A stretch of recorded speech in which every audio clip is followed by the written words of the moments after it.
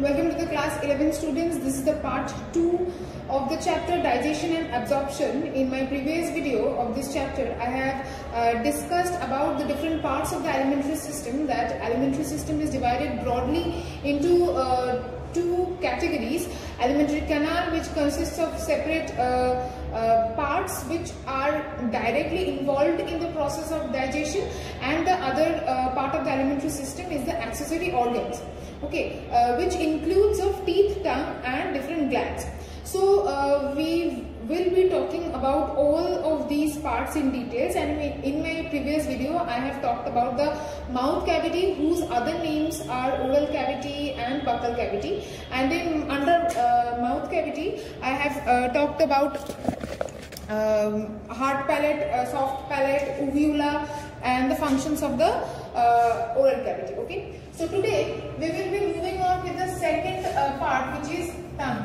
Now this tongue is a movable muscular organ inside our oral cavity, and it consists of all the taste buds, but the taste buds are just not there just like that. They are present on inside papillae. The taste buds are present inside the papillae. Now what is papillae? You will find it in your book, the definition of papillae.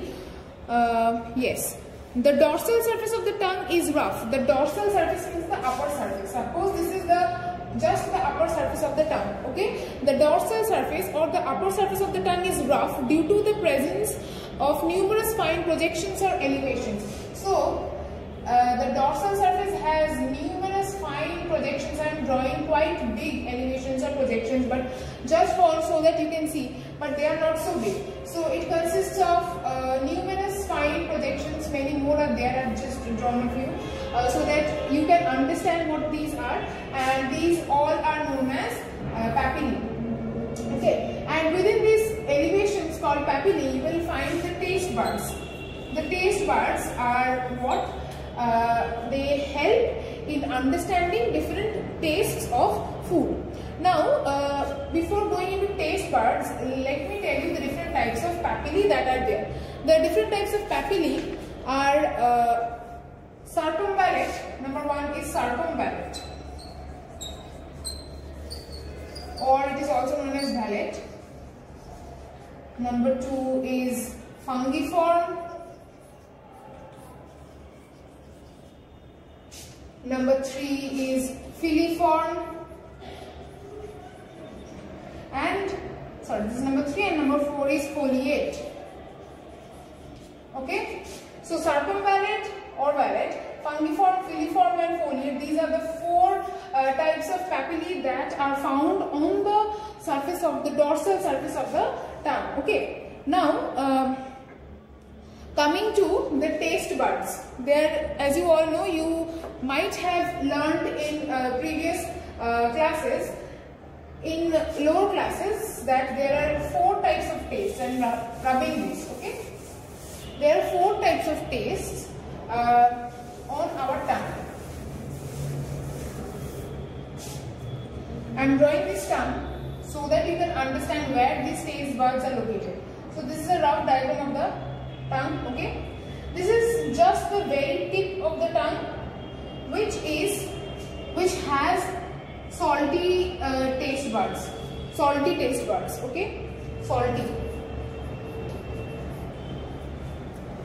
Then this portion is the sweet. We can taste sweet things from this portion. The tip is only for salty taste. Right behind the tip there is a broad portion which is called sweet taste. The sides, these are all sour. We can get sour taste on the sides of our tongue, on the 2 sides of our tongue, and at the back you will get the bitter taste. Salty, sweet, sour, average salty here, so you can see what it is written here, and bitter. Now this portion is empty. This is basically umami taste. I don't know if you have heard of this or not. Umami taste, which is basically a meaty or broth like taste. which is very hard to describe in words. This is a meaty taste, or even if you have fruits or vegetables like tomatoes and all that, you will get the taste of those fruits and vegetables from this part of the tongue, and also the some meaty taste is also, we can get this from here, and this is known as umami taste. This is not as common as the 4 other tastes, but this is also one of the taste buds, one of the types of tastes, 5 basic types of tastes. Okay, so these are the different, this is basically known as a taste map. I hope you have learnt it in lower classes, but this is basically the taste map, where different types of taste buds are there, which gives us the different tastes. Okay, now another thing I would like to talk about is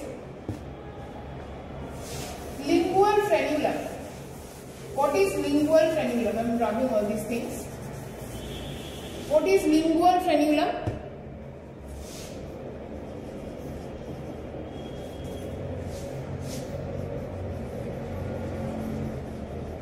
Or this is also known as frenulum linguae, L-I-N-G-U-E. Lingual frenulum or frenulum linguae. This is basically the crescentic fold. Crescentic means crescent shape or half shape of moon, which is known as crescentic, C-R-E-S-C-E-N-T-I-C, crescentic fold. Okay, this is a crescentic fold just below the tongue, and this helps in attaching the tongue with the floor of the mouth. So this lingual frenulum, lingual, I think from the word lingual, you can understand that it is related to tongue, because the tongue helps us to speak. So lingual comes from language, and language comes from, means we can only speak when we have that, with the help of the tongue. Okay. Without tongue, we will not be able to speak. So lingual frenulum or frenulum linguae is basically a crescentic fold just below the tongue, which helps in attaching the tongue with the floor of the mouth. Okay. Now coming to the functions of the tongue. The tongue helps in mixing of the food with the saliva. This I have already discussed during the first topic, which is oral cavity, that the saliva which is secreted from the salivary glands is used by the tongue to mix the food, the already masticated food. The mastication is done by the teeth. The already masticated food is being mixed up with the saliva with the help of the tongue. Okay, it acts as a taste organ of sweet, sour, salty and bitter tastes of food. As here also you can see that only 4 tastes are written here, but that umami taste is a lesser known category of taste, which is really hard to properly categorize, and all, like sweet and salty, we all know what is sweet taste and what is salty taste. Umami taste is a mixture of many types of tastes. Okay, and it helps to form bolus of masticated food. It propels the food bolus towards the pharynx. So the tongue also helps to push the food bolus that is formed after the mastication and mixing with the saliva. It pushes the food bolus towards the esophagus or the pharynx. Okay. Now we have we are done discussing about the tongue. Next we will move on to teeth.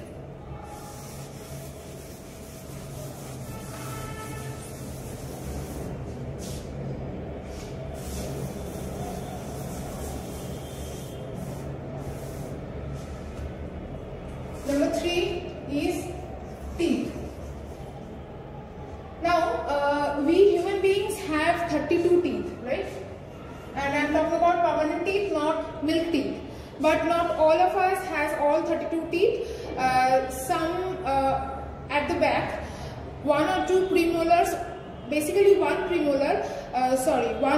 molar, they grow at a later point during our lifetime, which grows as a wisdom teeth, and it grows suddenly. Okay, it is known as wisdom teeth. So maybe not all adults will have all 32 teeth at all times. Okay, so talking about teeth, and 32 teeth in all over means upper jaw will have 16 and lower jaw will have 16. And again this, suppose this is the upper jaw and this is the lower jaw.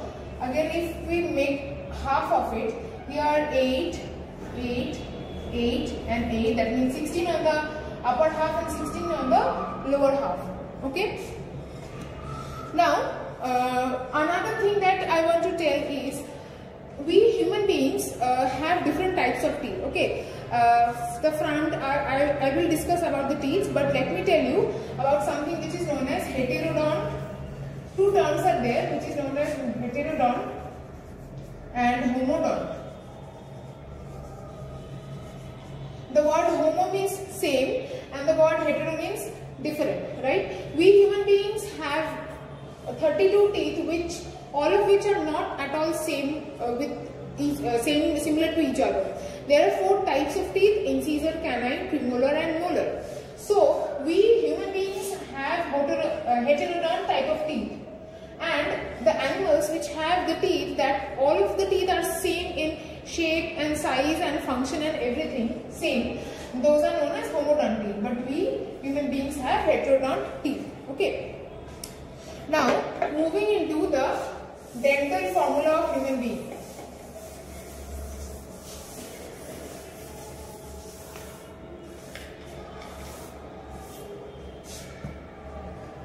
Dental formula is very, very important.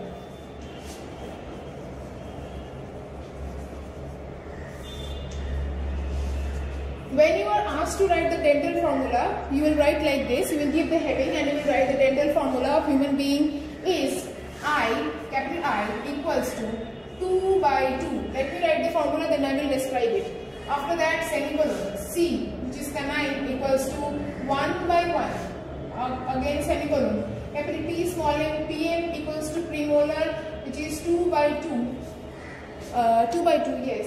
And then after semicolon, then there is capital M, molar, which is 3 by 3. Now, this incisor, canine, premolar and molar, this counting of teeth or different types of teeth is just of 1/2. Upper and lower 1/2. Okay, that means the diagram that I drew 8, 8, 8 and 8, right? So this is 2 by 2 means 2 here and 2 here. 1 by 1 means 1 here and 1 here. I hope you can see. Wait, I'll show you in a better way. I will draw bigger.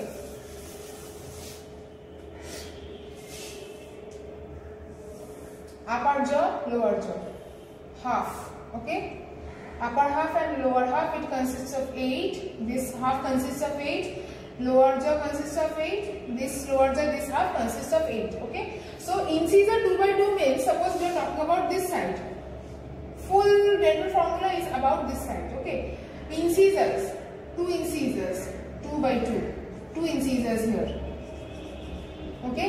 Then canine 1 by 1. Only 1 canine here. Again premolar 2 by 2. Means 2 premolars here. And lastly molars 3. So 2, 1, 2, 3. 2, 1, 2, 3. And by means this is the upper jaw and this is the lower jaw of 1/2 only. Again 2, 1, 2, 3. 2, 1, 2, 3. Again the same thing will be repeated here. 2, 1, 2, 3. 2, 1, 2, 3. Okay. This is the total dental formula, but you will not need to draw this thing. When you are asked to write the dental formula, you will write this whole thing and then you will write var, comma, I equals to incisor, C equals to canine, PM equals to premolar, and capital M equals to molar. These are the things. This is the whole thing how you will write the dental formula of human being. Okay. I hope this part is clear to you all. And in the next video, I will discuss about the structure of one tooth. Okay, and also the functions of tooth. So see you in the next video. Okay. Thank you.